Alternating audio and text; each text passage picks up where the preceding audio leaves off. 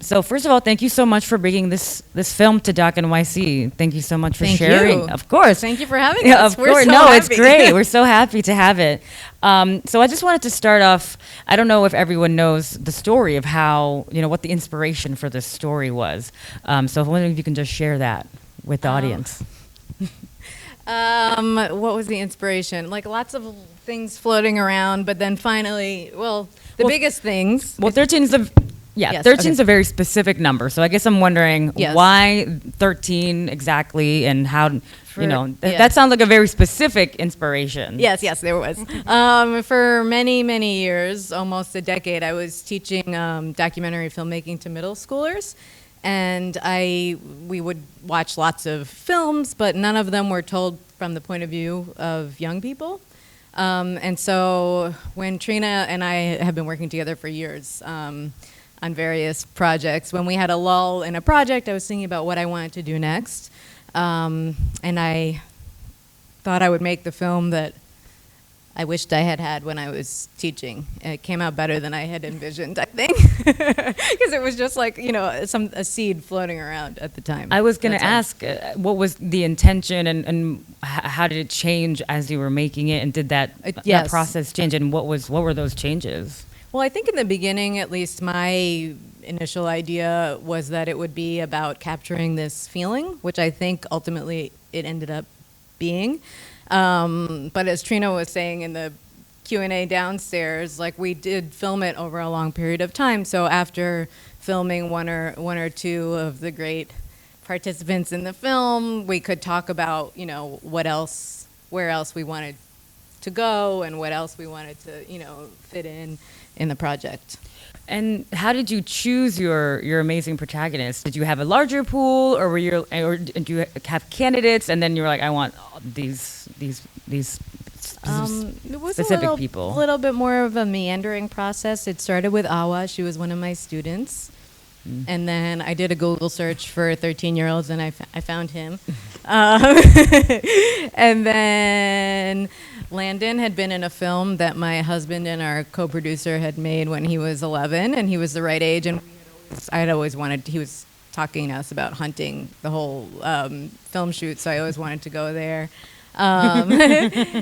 Fanny we found through a fixer in Mexico, Madeline through her Boy Scout troop.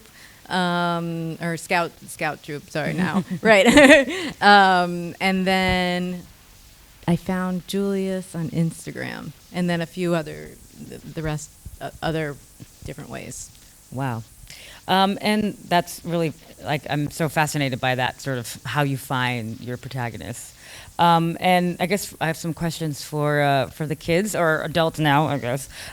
What was it like? I mean, Madeline already knows what it's like to be on camera, but I guess how did it feel to see yourself on camera? What was your reaction for everyone over there? It was. Yeah. It was kind of surprising because now I'm so much older and I look back at how I was when I was 13 and so much has changed. And maybe some people don't see the change, but you can kind of see change in yourself. Good answer. So the experience are so nice and more nice meet with Alexis. It's difficult sometimes when was the movie because before I don't speak English, so now I speak a little bit. And sometimes I don't understand what she say, Alexis, like, oh, you need to make one more time the scene or this. So difficult experience. It's a really interesting thing to look back on it now. I was 13 then. The secret is that for some of that I was actually 14. And it was 4 or 5 years ago, and I think you sort of look back on it, and it there's some things you're like, ew, did I really say that out loud? But really it's just like you get to see yourself in a moment of time, and I think a lot of people don't get that. Sort of just an objective account of what you were like 5 years ago. So I think that's something that's, not just interesting, but really valuable to have. That's a great answer.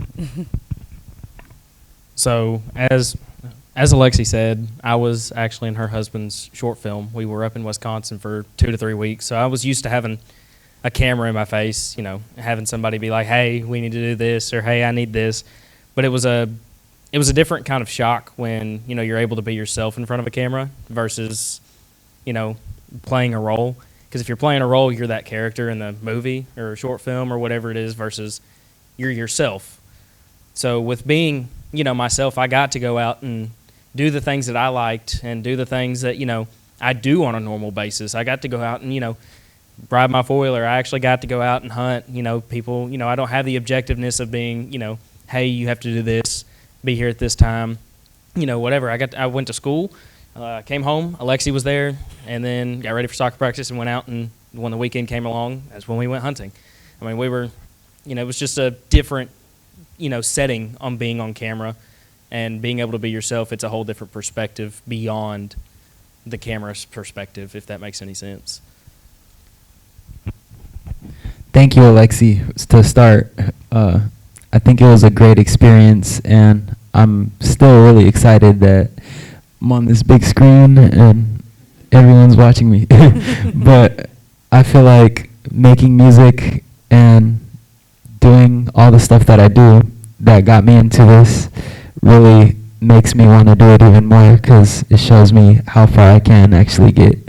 And like I said, thank you. Well, this is just the beginning. So I guess I want to jump off of that. You have all of these interests in the film. Do you still have those interests? Are you changing? Are you sort of going away from that? Or I guess in your case, you're committed even more? So I'm still involved in politics, though not as a candidate. I've worked on campaigns. I've kept following politics. I'm a political science student at American University in Washington, D.C. now.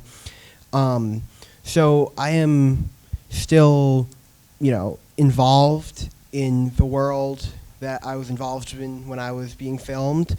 But part of what's great about this is, my relationship to politics now is so totally different than it was back then.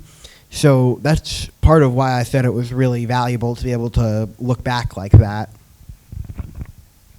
So I still in boxing. I'm USA boxing national champion. All right, woo! Thank you.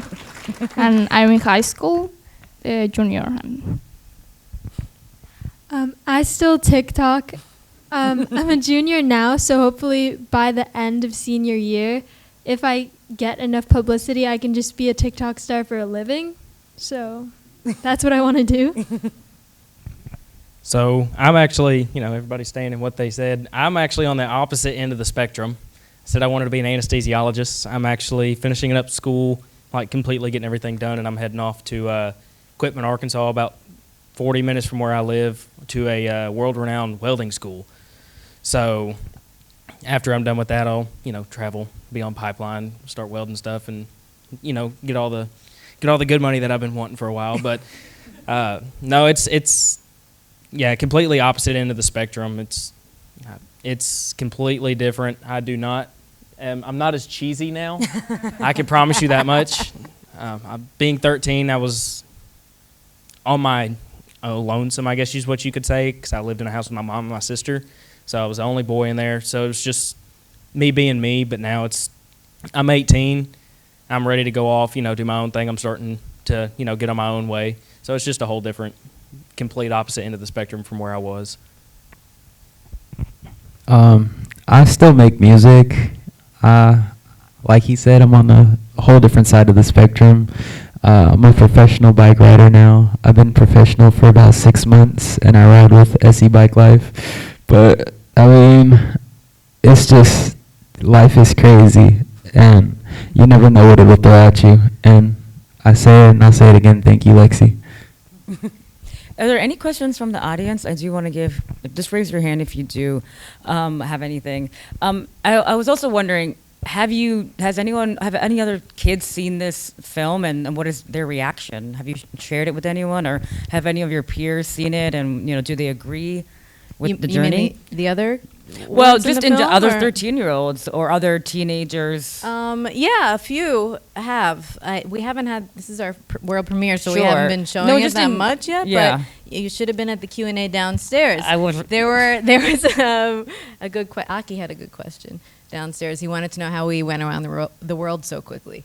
I told him that was Trina's magic over there, making it seem like it was so quick. I don't know. I will get. I'm not sure yet, really. So are you planning to share this with schools and Yeah.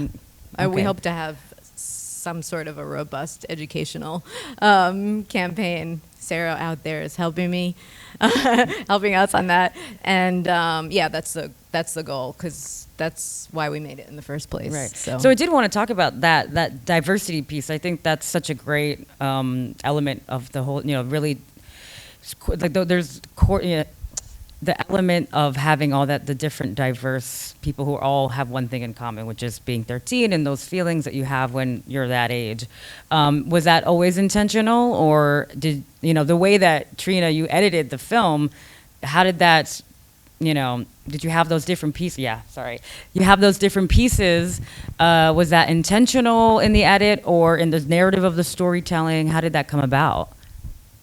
Like the pieces that they have in common, or Well, what do you- I mean, there's so much diversity. Were you thinking, okay, Oh, we yeah. have these different subjects, and then I'm going to edit it this way, and sort of how did that happen? Yeah, I mean, I think Alexi went into it wanting a diverse cast of characters.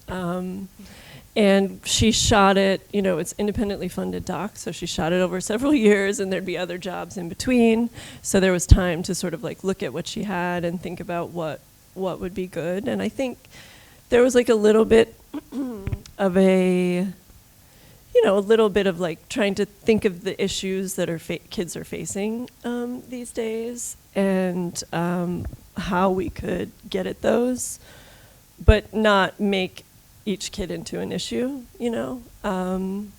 So that was a balance that I think, was benefited by this sort of prolonged shooting and editing period, because we could put, 3 kids on the timeline and see what that brought up and what, maybe was missing.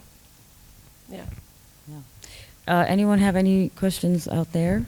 Oh, yep, right here.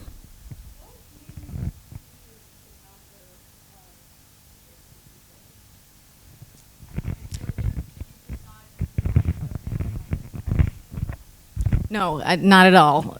It was basically, we got to a point where we were like, if we go beyond this, it's too many, and we knew that we were not going to be sort of struggling through making a film without much funding for that much, and we needed to finish it, and we felt like it was complete, honestly. Like, I mean, we would have pushed through and filmed more if we had, but we really felt like, and we did feel like at some point, wow, is this too many? And